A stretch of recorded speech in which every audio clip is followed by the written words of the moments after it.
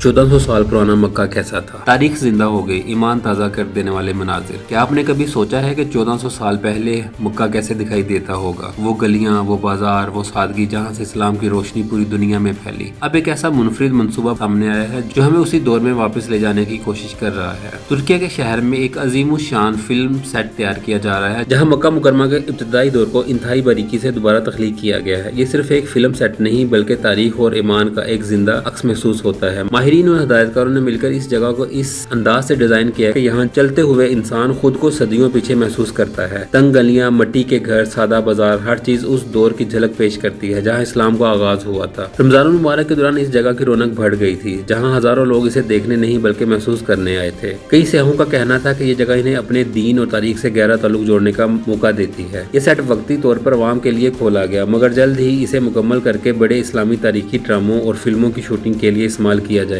बाद में इसे दोबारा आवाम के लिए भी खोला जाएगा ताकि लोग इस मुनफरिद तजर्बे से गुजर सके। ये मनसूबा न सिर्फ फिल्मी दुनिया के लिए अहम है बल्कि इस्लामी तारीख को जदीद अंदाज में पेश करने की एक शानदार कोशिश भी है। सोचिए, अगर आपको मौका मिले तो क्या आप इस जगह जाकर तारीख को अपनी आंखों से देखना चाहेंगे?